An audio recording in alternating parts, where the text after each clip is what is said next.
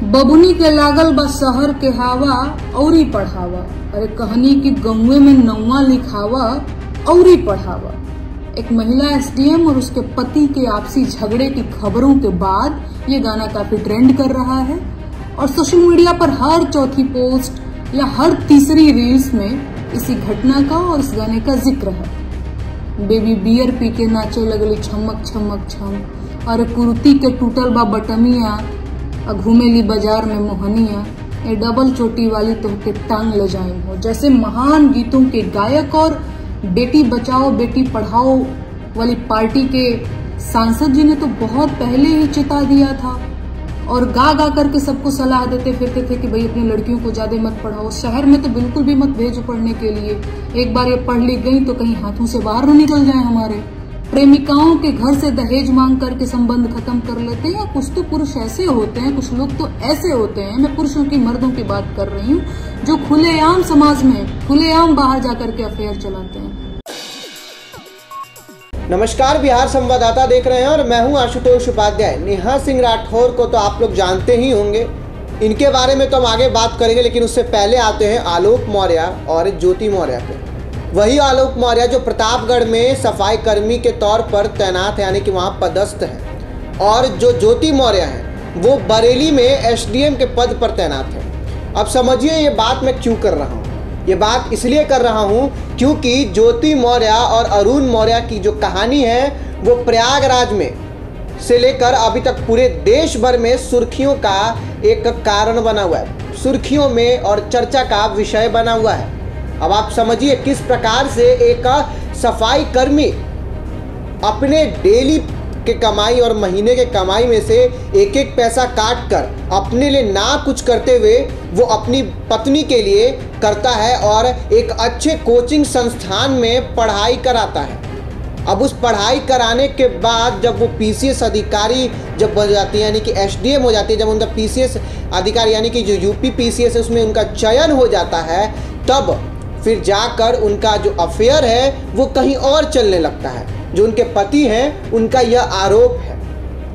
जो home commandant यानी कि जो होम गार्ड के कमांडेंट होते हैं उनसे इनका अफेयर चलता है, और जब इनके पति को शक होता है तो पति इनका व्हाट्सएप चेक करता है, इनके चैट्स देखता है और कभी तो एक बार उनको रंगे हाथों भी पकड़ लेता है। लेकिन अब सोचिए किस तरीके से एसडीएम नारी जो होती हैं इन पर ये लांछना लगा देती हैं कि इन्होंने व्हाट्सएप हैक किया था। समझने योग्य बात है कि व्हाट्सएप हैक करेंगे वो जो सफाई कर्मी है। वो अगर जो व्यक्ति सफाई कर्मी है, जो पदस्थ है सफाई कर्मी के तौर पर, वो आपका व्हाट्सएप हैक करके चला रहा है। और इसके बाद से अब नेहा सिंह राठौर को फेमिनिज्म, नारी को लेकर उदारवादिता की जो सोच है उनके सामने आई है, और नारी को लेकर उनके मन में अचानक से ख्याल आ गया है। पहले भी वीडियो बनाई होंगी लेकिन मैं उनके वीडियो को नहीं देखता हूँ, लेकिन आज फेसबुक पे उनकी वीडियो स्क्रॉल करते हुए दिख गई तो देखा कि वो सब नारियों की बात कर रही हैं और पुरुषों को कह रही है कि बकौती नहीं है उनका ये समाज। अब सोचिए, आप एक दिल्ली कोर्ट का एक रिपोर्ट पढ़ेंगे। दिल्ली कोर्ट ने ये एक रिपोर्ट जारी कर, एक उन्होंने एक जज का, रिटायर्ड जज का ये कहना था कि जो फेक एलिगेशंस होते हैं, जो फेक रेप केस होते हैं आजकल के लड़काओं पे, यानी कि जो पुरुष होते हैं उस पे कई ज़्यादा बढ़ते जा रहा है। महिलाएं जो होती हैं वो पुरुषों पर गलत इल्ज़ाम लगाकर उन्हें फंसा देती हैं, तब उनका जो पुरुषवाद है वो कहीं नहीं जगता है, तब वो वीडियो बना के वायरल नहीं करती हैं। ऐसे देश में ना जाने कितना घटना हुआ होगा जब पुरुष अपनी बिना करनी के, बिना गलती का सजा भुगत रहा होगा। आप खुद से सोचिए, अगर आप और एक कोई महिला है, वो रिलेशनशिप में है, आप दोनों साथ में हैं, आपके बीच कुछ संबंध है, अगर आपके बीच कुछ होता भी है तो वो एक दूसरे के मर्जी से होता है। मर्जी के खिलाफ कुछ भी करना ये जुर्म है, लेकिन मर्जी से जब होता है तब वही महिला जाकर पुलिस में जाकर केस कर देती है कि हमारे साथ ये रेप किया है, हमारे साथ ज़बरदस्ती किया है, हमारे साथ ये किया है, हमारे साथ वो किया है। महिलाओं के अनुसार आप चलते हैं तब तक वो ठीक रहती हैं, तब तक वो क्या करती हैं, दहेज उत्पीड़न का मामला सामने नहीं आता है। अब सोचिए, आलोक मौर्य और ज्योति मौर्य की शादी कब हुई होगी? 2015 में उनका 2 जुड़वा बेटियां भी होती हैं। अब उसके बाद से इधर भी 2020-21 में शायद ये आरोप लगाया जाता है और इधर बीच आरोप लगाया जाता है कि आप जो है वो दहेज उत्पीड़न जो है आलोक मौर्य और उसका परिवार कर रहा है, यानी कि दहेज मांग रहा है। समझने योग्य बात है कि अगर मेरी शादी होती है, मैं 10 सालों तक अगर दहेज नहीं मांगता हूं, तो आप सोच लीजिए कि अब आप 11वां-12वें साल आप दहेज मांगिएगा किसी व्यक्ति से। अब कोर्ट भी ऐसा कहता है और नियम भी है कि अगर 7 से 8 वर्षों के बाद, एक नियमित काल के बाद अगर शादी के बाद होता है तो दहेज उत्पीड़न का जो केस है वो नहीं हो सकता है। नया शादी हुआ रहता तब हम मान सकते थे कि नहीं भाई दहेज उत्पीड़न है, दहेज मांगा जा रहा है। लेकिन 2 बेटियां हैं, जो व्यक्ति अपनी कमाई काट कर अपने लिए कुछ ना खरीदते हुए वो आपके लिए काम कर रहा है, वो आपके लिए चीज़ें कर रहा है, आपको अच्छे कोचिंग संस्थान में पढ़ा रहा है, तो आप उस व्यक्ति पे लांछना लगा रही हैं।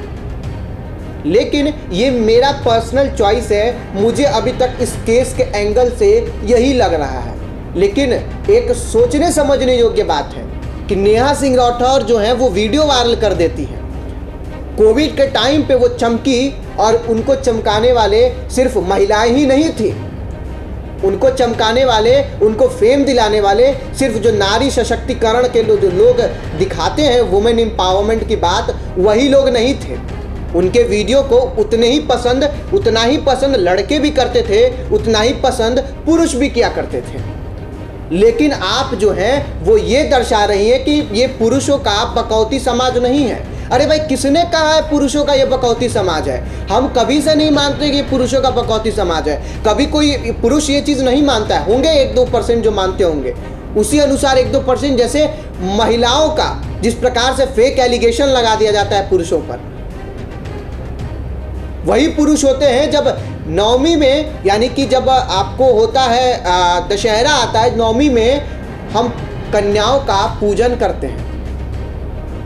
वही पुरुष होते हैं जो महिलाओं के एक बार कहने से क्या लेना है, क्या नहीं लेना है, क्या करना है, क्या नहीं करना है, वो बात मानते हैं। वही पुरुष होते हैं जो बाहर जाकर कमाई करते हैं, बाहर जाके परिवारों के लिए अपना राशन जुटाते हैं, पैसा जुटाते हैं, और वही पुरुष फिर घर जाकर गलत हो जाता है। अगर नेहा सिंह राठौर जो एक यूट्यूबर हैं, वीडियो बनाती हैं, अब तो उनको फेम भी मिल गया, जगह जगह इंटरव्यूज़ जो होते हैं वो भी उनका हुआ है, तो लोग है भाई कि नहीं, नेहा सिंह राठौर ने जो कहा वो सही कहा। लेकिन मेरा मानना यही है कि हमेशा पुरुष ही गलत नहीं होता है। अब नेहा सिंह राठौर जो हैं वो एक बात उसमें बोलती हैं कि जो पुरुष है वो भी तो कितने बार अधिकारी बनने से वो छोड़ देता है अपनी स्त्रियों को, अपनी पत्नियों को।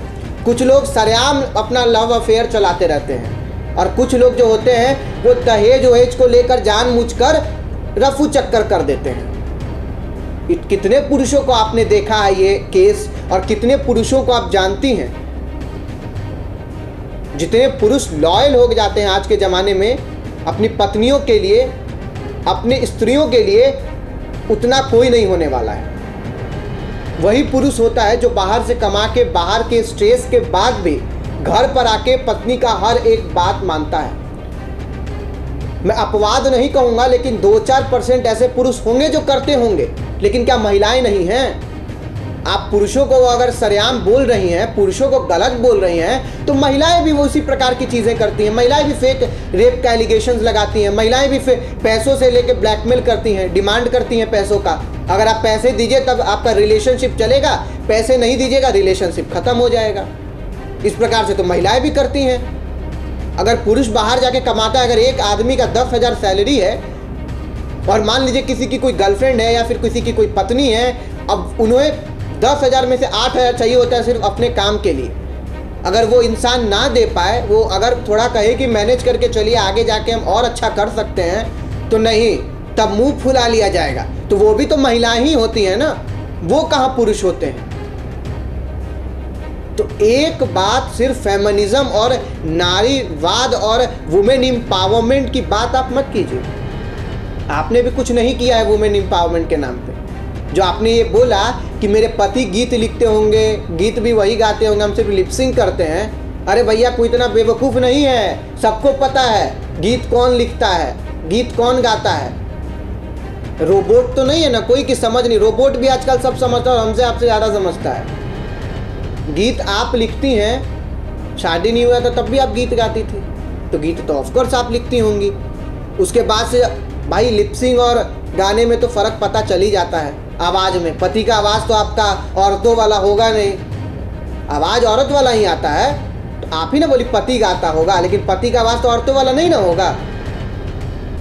सिंपल समझने की बात है, कोई बात तथ्य से नहीं। इतने पढ़े लिखे और इतना मतलब अब फेम मिल गया है तो कुछ भी बोल देना है। उसके बाद से एक बात और समझने योग्य है, वो इस तरीके से सो कॉल्ड करते हुए, यानी कि भाजपा के सांसद, उन्होंने नाम नहीं लिया लेकिन वो मतलब अचानक से बोल दिया कि नहीं भाई, उनको घेरते हुए कि नहीं भाई ये सांसद है। ये बहुत महिलाओं को पहले ही लेके बोल दिए, लड़कियों को लेके पहले ही बोल चुके हैं कि किस प्रकार से टी शर्ट का बटन और कौन सा बटन, मुझे भी उतना भोजपुरी गीत नहीं पता है। और उसके बाद से बेटी बचाओ और बेटी पढ़ाओ के सांसद, वो किसकी ओर इशारा कर रही थी? मनोज तिवारी की ओर। मनोज तिवारी सांसद हैं और इस तरीके का गीत वो पहले गाए हुए हैं। उनका वो पेशा था, वो गीत गाए थे। हो सकता है आपने ये कहा, चलिए ये आदमी मान सकता है, नहीं भाई यहाँ गलती हो सकता है, लेकिन ये क्यों कहना कि पुरुषों की बकौती नहीं है, महिलाओं का ये है वो है? क्या किया है आपने आज तक महिलाओं के लिए?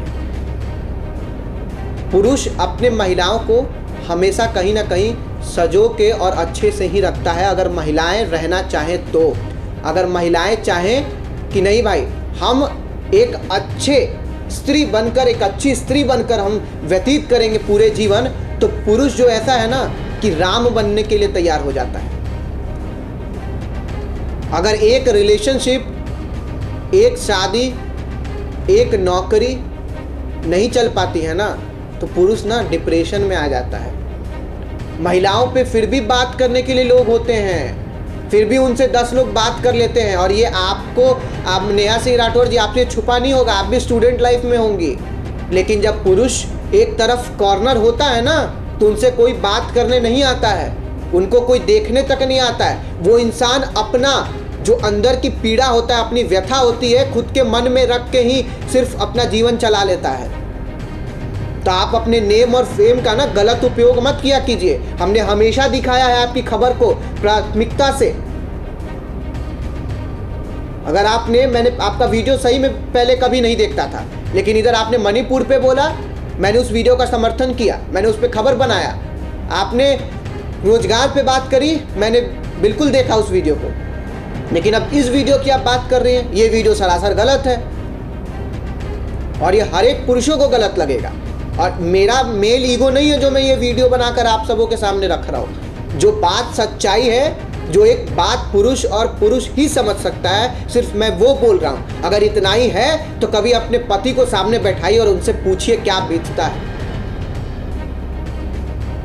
पुरुष कभी गलत नहीं होता है, गलत बना दिया जाता है। 3-4%, 2% ऐसे भी लोग होते हैं जो गलत होते हैं, लेकिन ऐसा भी नहीं है कि महिलाएं गलत नहीं होती हैं। महिलाएं दूध की धुली होती हैं भाई। महिलाएं भी आज के समय में, अगर पुरुष जो है वो 2% गलत है, तो महिलाएं भी उतनी ही गलत है 2%। अगर पुरुष जो है वो उसके साथ गलत कर रहा है, उसके साथ डोमेस्टिक वायलेंस कर रहा है, तो आप उस समय क्यों नहीं आवाज़ उठाती हैं? फिर उस समय आवाज़ उठाइए। आपका उस समय प्यार रहता है, बाद में जाके आवाज़ उठाती हैं। इस तरीके से समाज नहीं चलता है। समाज में भेदभाव मत करिए।